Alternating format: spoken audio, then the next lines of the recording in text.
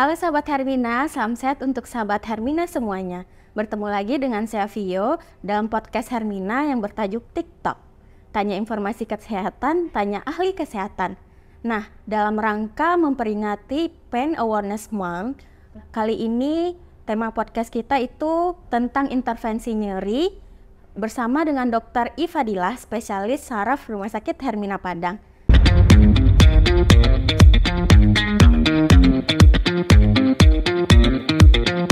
Apa kabar dokter? Ya, alhamdulillah sehat. Vio bagaimana? Alhamdulillah sehat. Udah lama nih nggak ngobrol lagi sama dokter. Dalam bulan September ini merupakan bulan peduli nyeri ya dok ya. Nah, apa sih itu dok intervensi nyeri? Seperti kita tahu ya, bulan ini adalah bulan peduli nyeri yang kita peringati sebagai Pain Awareness Month, di mana kita tahu semua nyeri itu adalah sebuah pengalaman sensorik yang tidak disenangi oleh siapapun. Jadi setiap orang akan berusaha untuk menghilangkan atau mengurangi nyeri yang dia derita. Salah satunya kita mempunyai teknik di sini adalah pain intervensi. Dalam arti kata, ini sebuah tindakan yang kita lakukan pada masyarakat yang saat ini mengalami nyeri dengan pendekatan minimal invasif. Jadi minimal invasif artinya ada tindakan tertentu yang kita lakukan pada pasien, tetapi tidak hanya obat saja. Kalau selama ini masyarakat tahunya nyeri makan obat penghilang nyeri, jadi sampai merasa, oh saya sampai kapan makan obat penghilang nyeri, tapi nyerinya nggak pernah hilang. Obat habis, nyeri kembali lagi. Maka adalah sebuah teknik yang disebut dengan IPM atau Interventional Pain Management, atau kita sebut juga dengan intervensi nyeri. Gitu ya dok. Terus tujuan intervensi nyeri sendiri itu apa sih dok?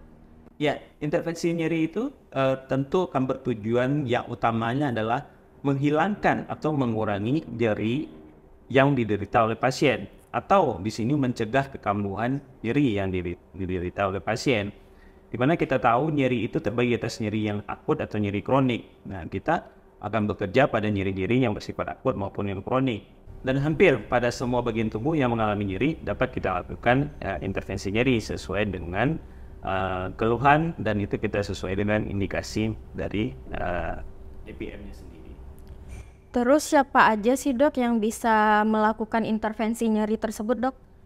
Sebenarnya intervensi nyeri ini sudah dijelaskan dalam Permenkes dan juga ada PNPK nyeri ya. Bahwasanya di sini dapat dilakukan oleh dokter spesialis yang sudah memiliki standar kompetensi terhadap pelaksanaan intervensi nyeri tersebut. Ada beberapa kelompok dokter spesialis yang bisa melakukan. Salah satunya itu adalah neurologi. Nah, oleh karena itu kita karena sudah mempunyai kompetensi terhadap intervensi nyeri, maka kita dapat melakukan intervensi nyeri pada pasien-pasien yang mengalami nyeri baik nyeri akut maupun nyeri kronik. Nah gitu sahabat Hermina, untuk intervensi nyeri itu bisa dilakukan oleh dokter spesialis, salah satunya itu dokter spesialis neurologi ya. Nah untuk efek samping dari intervensi nyeri sendiri itu apakah ada nggak sih dok? Sebenarnya kalau untuk tindakan intervensi nyeri, komplikasi atau efek samping itu kita berusaha seminimal mungkin, dan boleh dibilang ini kalau tindakannya itu berlangsung dengan baik dan sesuai dengan prosedur, itu sangat minim terhadap komplikasi ataupun efek samping terhadap tindakan tersebut ya. Kalaupun ada mungkin hanya bersifat lokal ya. Nah, dalam melakukan tindakan intervensi nyeri, seorang intervensionis akan melakukan tindakan itu benar-benar berhati-hati sesuai dengan standar dan kaidah prosedur yang mereka punya. Berarti efek sampingnya ada tapi sedikit ya dok ya. Terus untuk lama dari efek intervensi nyeri itu bertahan berapa lama sih dok? Sebenarnya untuk efek intervensi nyeri itu mampu bertahan itu tergantung pada lokasi tempat kita memberikan intervensi tersebut dan tergantung pada diagnosanya juga Vio. Jadi ada beberapa kasus yang misalkan itu hanya bersifat ringan atau nyerinya dengan intensitas ringan sampai sedang, bahkan intervensi nyeri itu sampai mentiadakan nyeri dan angka rekadensi atau kekambuhannya juga sangat kecil. Tapi untuk kasus-kasus yang sudah kronik dan kronik residif yang sudah lama dengan nyeri intensitas yang sangat berat, itu masih bisa berlangsung dalam waktu sampai 1 atau sampai 2 tahun, tergantung dari derajatnya. Ada 3. Tentunya ketika nyeri akan muncul setelah 1 atau 2 tahun bahkan lebih, itu bisa kita lakukan lagi prosedur tersebut. Jadi apa bedanya dengan makan obat? Tentu beda. Makan obat kita harus makan obat tiap hari, terus-terusan kita makan obat. Tapi dengan tindakan intervensi nyeri, kita dapat meminimalisir pasien memakan obat. Jadi setelah dilakukan tindakan intervensi, maka kita bisa mengatakan pada pasien bahwasanya obat atau yang biasa kita pakai itu penghilang nyeri itu hanya perlu digunakan oleh pasien pada saat-saat dia merasa nyeri saja. Jadi tidak perlu terus-terusan. Berarti guna intervensi nyeri itu untuk mengurangi pasien minum obat ya dok ya? Nah kalau seandainya gini dok, Vio kan udah melakukan tindakan intervensi nyeri nih dok, apa perlu nggak dok Vio melakukan tindakan berulang lagi dok?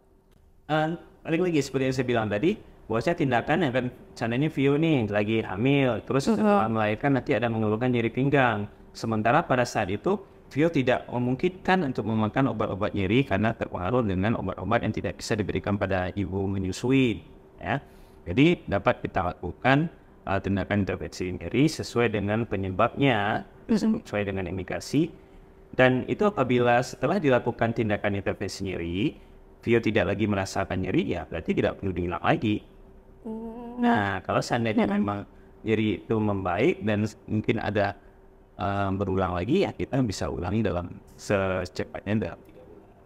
Berarti tergantung dari kondisi pasien itu sendiri juga ya dok ya? Ya, tergantung juga satu lagi, tergantung pada substansi apa atau zat apa atau tindakan apa yang kita lakukan.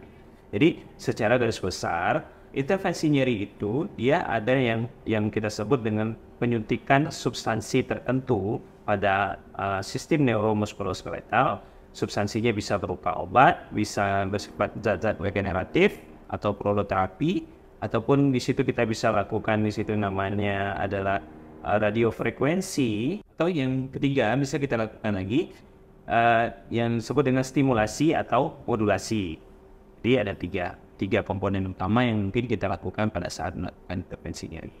Dan intervensi nyeri ini kita melakukan tindakan-tindakan tersebut dengan bantuan atau guiding dari kita biasanya menggunakan ultrasonografi ataupun kita menggunakan fluoroskopi atau SIA.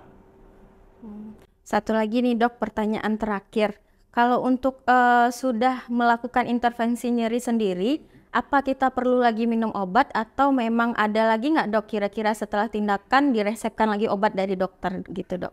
Iya, ketika seseorang sudah melakukan intervensi nyeri, itu apakah perlu makan obat? Jadi ada beberapa kasus nanti kita masih akan tetap berikan obat, ada beberapa kita tidak memperbolehkan si pasien untuk memakan obat. Misalkan contoh pada saat kita melakukan proloterapi, biasanya pasien-pasien tidak kita anjurkan untuk memberikan atau memakan obat-obat penghilang nyeri karena substansi dari proloterapi akan dihambat oleh obat-obat penghilang nyeri.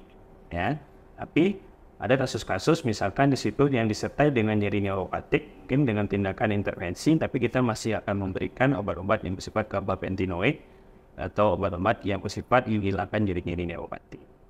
Gitu. Berarti semuanya balik lagi ke kondisi pasien tersebut ya dok ya, perlu dianalisa ulang lagi gitu ya dok.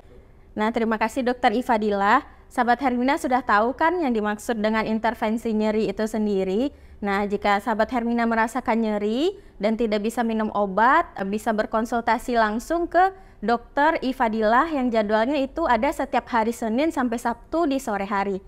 Nah untuk pendaftarannya sahabat Hermina bisa melalui aplikasi Halo Hermina atau melalui website Hermina di www.herminahospitals.com. Baik, sekian podcast Hermina hari ini. Sampai jumpa lagi di podcast selanjutnya. Salam sehat untuk sahabat Hermina semuanya. Bye-bye.